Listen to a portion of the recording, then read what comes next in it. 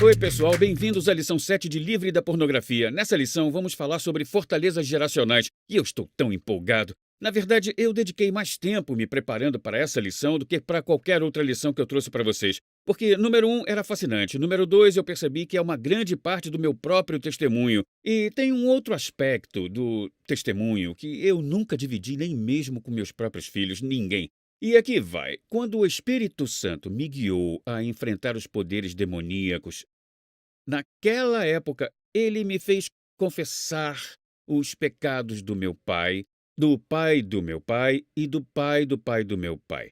E eu percebi que uma parte crucial do que quer que estivesse mudando em mim apareceu. Então, vamos ler nossa escritura fundacional dessas duas últimas lições. Paulo fala em Coríntios 2, capítulo 10, nos versículos 3 a 5. Pois ainda que andemos na carne, nós não guerreamos segundo a carne, porque as armas da nossa guerra não são da carne, mas elas têm poder em Deus para derrubar fortalezas, derrubando argumentos. Agora escutem, está bem aqui, argumentos e toda presunção que se exalar contra o conhecimento de Deus e levamos todo o pensamento cativo para a obediência a Cristo. Agora lembrem-se, uma fortaleza é um forte, e lembrem-se, Provérbios diz, a pessoa que não tem autocontrole é como uma cidade com muros derrubados. Então o inimigo pode ir e vir como desejar, e ele pode até construir para ele uma casa ou uma fortaleza, e aquela fortaleza é geneticamente criada através dos nossos pensamentos, e também pode ser transmitida pelos nossos pais. Agora, é aqui que isso vai ficar interessante. É aqui, na verdade, onde a ciência, mais tarde, depois que a Bíblia foi escrita, provou que a Bíblia estava correta. Eu amo coisas assim, beleza? Eu acho que foi a minha graduação em engenharia que me trouxe interesse em ciência, então esse tipo de coisa realmente me interessa. Mas isso vai ajudar vocês também, tá? Então, mesmo que vocês não sejam interessados como eu nesse tipo de coisa, isso vai ajudar vocês a entender algumas coisas. Então, naquele condomínio, eu estou lidando com os pecados do meu pai. Eu estou me confessando a vocês. E vocês vão ver no livro de Daniel. Daniel confessa o que os seus antepassados e os antepassados de seus pais tinham feito para alcançar a liberdade que eles estavam procurando. Ezra fez a mesma coisa. Deus faz uma afirmação que é muito interessante. Na verdade, eu falei essa semana com um rabino judeu sobre esse assunto. Mas vocês vão encontrar uma referência, uma, duas, três, quatro vezes no Antigo Testamento. E eu vou ler aqui no Êxodo 34, 6, 7. E o Senhor passou diante dele, Moisés, e proclamou: o Senhor Deus, compassivo e misericordioso e paciente e abundante em bondade e verdade. Eu amo isso. Que mantém seu perdão a milhares. Eu amo isso. Perdoando a iniquidade, a transgressão e pecado, mas não deixa livre o culpado, visitando a iniquidade dos pais em seus filhos e nos filhos dos filhos, até a terceira e quarta geração. Agora, algumas das igrejas ensinaram isso como maldições geracionais, e eu não gosto da palavra maldições. Então, eu quero que vocês entendam que eu não estou ensinando sobre maldições geracionais, mas eu estou ensinando sobre um padrão que é passado adiante, tá? Agora, primeiro de tudo, Deus não está dizendo que ele está fazendo o filho dos filhos pecarem, porque a gente sabe de Ezequiel 18 que Deus fala assim: vocês perguntam, os filhos não pagam pelos pecados dos seus pais? Deus responde à sua própria pergunta: não. Pois se o filho faz o que é justo e certo e segue meus decretos, esse filho com certeza vai viver. A pessoa que peca é aquela que vai morrer. O filho não vai ser punido pelos pecados dos seus pais e os pais não vão ser punidos pelos pecados dos filhos. Então, quando Deus diz, ele visita a iniquidade dos pais em seus filhos e nos filhos dos filhos, ele obviamente não está falando, eu vou punir os filhos, eu vou colocar neles o que os pais fizeram. Não, ele não está falando isso, porque ele diz claramente em Ezequiel que ele não faz isso, ele é misericordioso, tá? Só tem uma coisa que é muito interessante que a gente encontra no livro de Romanos, o jeito que Deus criou a humanidade. E lá fala em Romanos, capítulo 5, versículos 12 e 19. Portanto, como escutem a palavra através, de um homem entrou o pecado no mundo, e a morte pelo pecado, e assim a morte se espalhou para todos os homens. Ele está falando de Adão. O pecado se espalhou para todos os homens por causa de Adão. Entende? Já que pela desobediência de um homem, muitos foram feitos pecadores.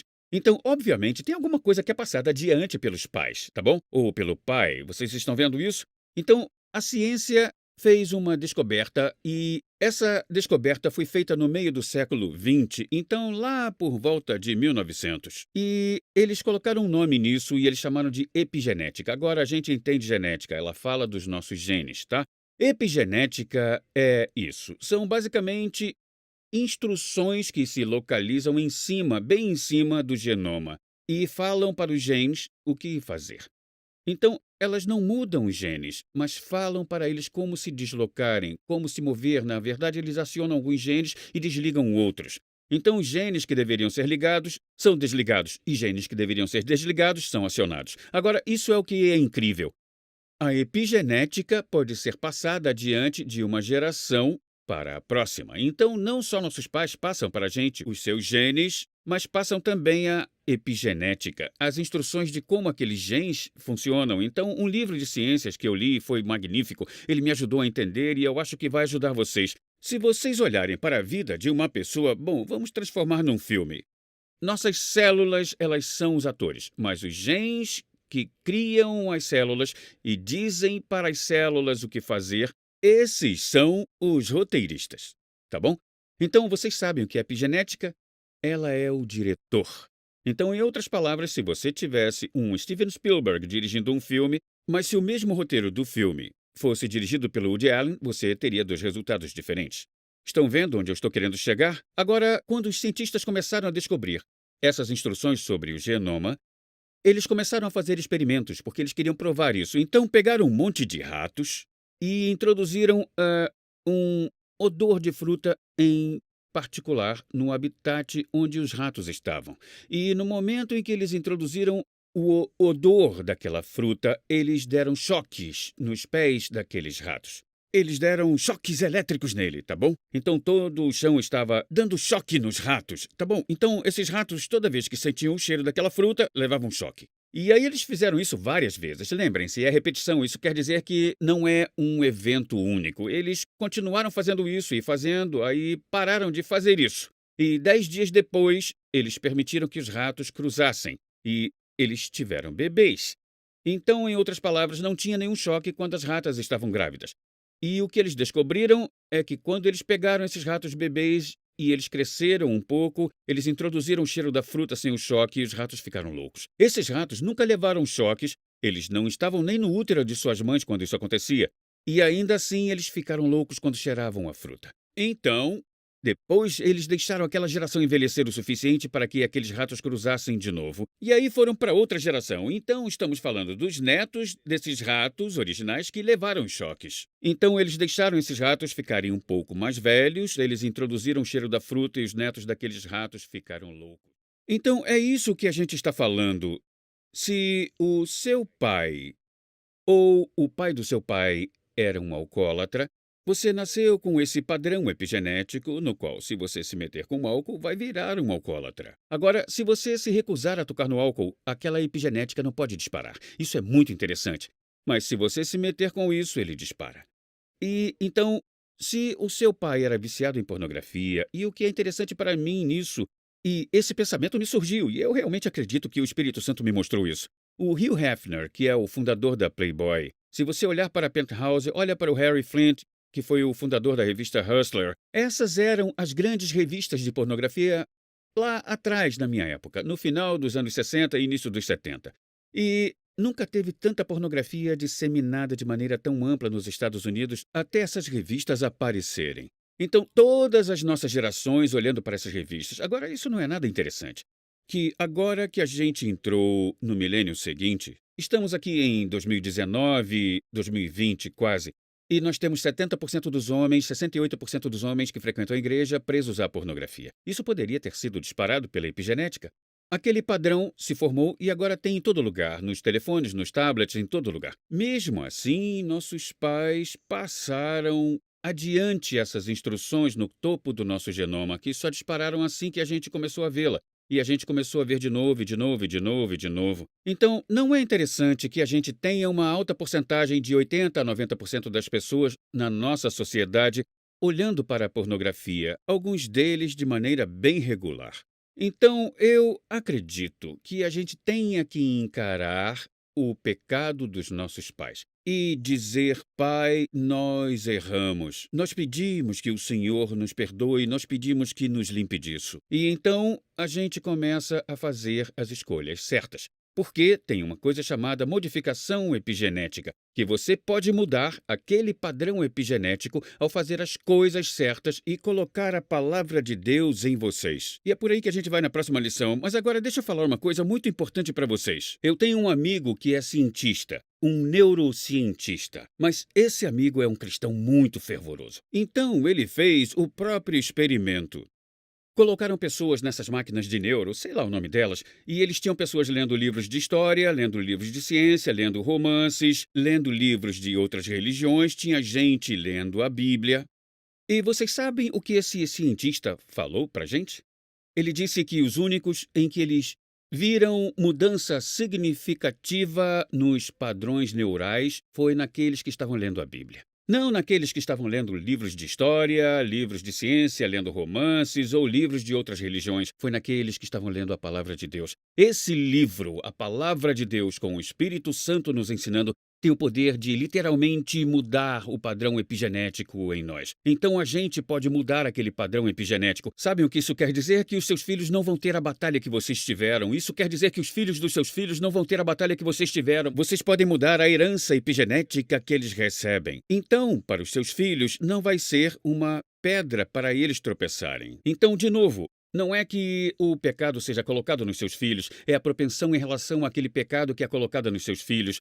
Você pode, na verdade, removê-la. Deixa eu dar um exemplo. O meu pai e o pai do meu pai e o pai do meu pai nunca tiveram problemas com o álcool. Quer dizer, o meu pai nunca ficou bêbado um dia sequer na vida dele. Ele e minha mãe foram casados por 66 anos e meio. Eu sei que quando eu estava na faculdade, eu tentei beber e fiquei bêbado algumas vezes, mas deixa eu falar uma coisa.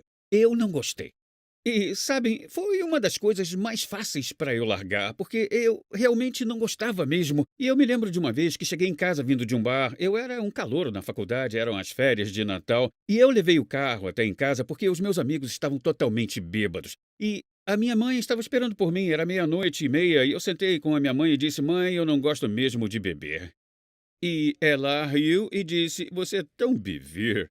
E mais tarde, quando eu fui salvo, porque eu fui salvo assim, um mês depois daquela situação, eu percebi que a razão pela qual era tão fácil para mim abrir mão da bebida é porque meu pai não passou adiante aquele padrão epigenético, mas existem outros padrões com os quais eu tenho que lidar. Tem padrões com os quais vocês têm que lidar. E se vocês estão assistindo a esse curso, vocês podem falar com segurança que talvez possa ter alguma coisa na sua ancestralidade que vocês precisam confessar. Não tem razão para vocês olharem para alguma coisa e aí, o que você fez, pai? Você olhou para a pornografia? Não façam isso. Só digam: Pai, façam o que Daniel fez. Pai, perdoe o meu pai, o pai do meu pai e o pai do meu pai e a minha geração por reduzirem mulheres ou reduzirem homens a um pedaço de carne. E eu peço para que você me limpe disso. E agora, em nome de Jesus, eu ordeno que essa fortaleza seja quebrada e ordeno que se faça uma mudança.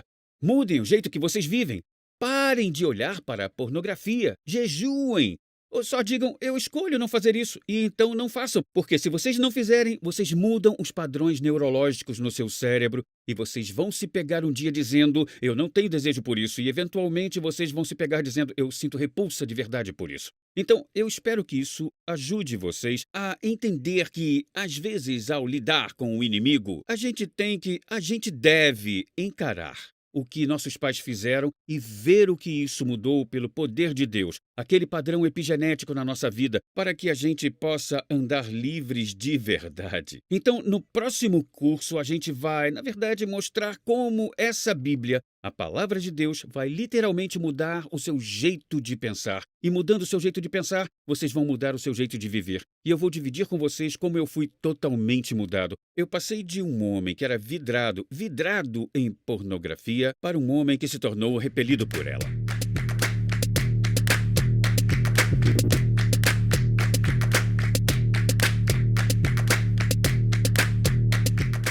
Apresentando Messenger X, uma nova plataforma de downloads e streaming de vídeo. É uma biblioteca digital completa com cursos de discipulado de John e Lisa Bevere, incluindo aulas em vídeo, audiolivros, e-books, filmes curtos, bíblias e mais. Essa nova plataforma pode ser usada em todos os seus dispositivos e é completamente grátis em mais de 115 idiomas. Discipulado para todos, em todo lugar. Baixe o aplicativo ou vá para messengerx.com.